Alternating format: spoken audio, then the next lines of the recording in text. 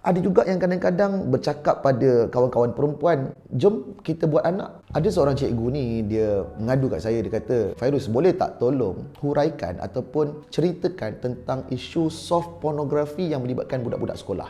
Tapi sebelum tu nak cerita, soft pornografi ni apa? Soft pornografi adalah bahan-bahan yang berunsur seksual. Dia tidaklah sampai tahap menanggalkan pakaian, bogel seperti pornografi. Itu hardcore pornografi. Tapi soft pornografi, adegan-adegan itu kadang-kadang ada kat TikTok. Kadang-kadang ada dalam filem, ada dalam series dalam Netflix. Okay? Adegan apa?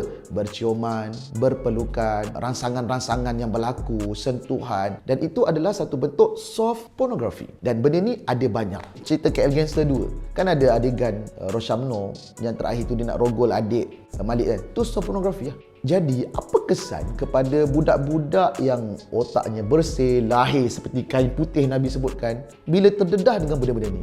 Dia akan trigger untuk ke arah itu kemudiannya. Mungkin awal soft pornografi, tapi otak dia, dopamin yang keluar dalam otak, dia akan stimulate untuk dia mencari kepada pornografi yang betul-betul hardcore lah.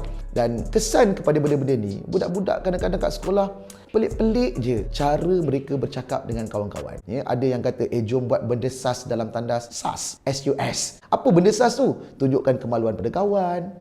Mereka rasa benda tu kelakar dan mereka rasa benda tu macam satu benda menyeronokkan. Ada juga yang kadang-kadang bercakap pada kawan-kawan perempuan, jom kita buat anak. Ni saya cerita, ni cerita-cerita yang real tau. Budak darjah 5. Ada juga yang kadang-kadang, seperti saya sentuh dalam video-video sebelum ni, menarik seluar-seluar kawan. Trigger bila cikgu sampaikan topik-topik tentang seksual. Untuk pengetahuan mak ayah yang menonton, anak-anak kita dalam silibus sains, dalam pendidikan kesihatan, dalam pendidikan Islam, disentuh tentang topik-topik ini. Terutama darjah 6, bab pembiakan. Dulu form 3, sekarang darjah 6, budak-budak dah belajar. Dan asas tu darjah 4, darjah 5 dah ada.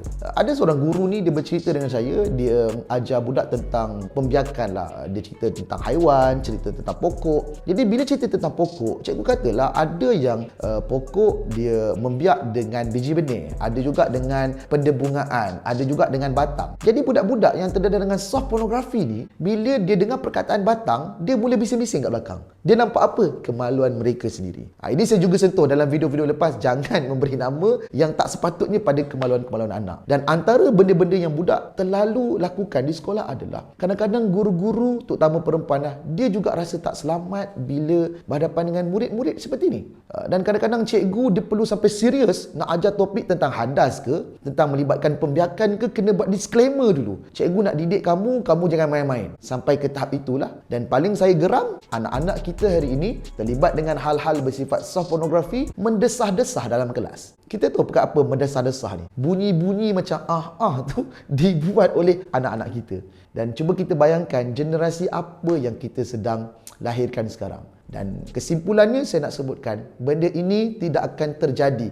Bukanlah tidak akan terjadi, tapi kita mampu untuk mencegahnya kalau kita mak ayah berani untuk bercerita tentang anak, tentang hal-hal seksual. Bagaimana nak sampaikan? Cari KML Studio. Ada banyak video-video saya sebelum ni agar kita lebih alert ya, untuk memahami cabaran anak-anak pada hari ini dengan gadget, dengan handphone, dengan pornografi sangat mencabar bagi mereka. Dan kalau kita lost dalam keadaan cabaran-cabaran ini, anak-anak akan hidup dalam dunia mereka sendiri dan kesannya mereka di sekolah nanti.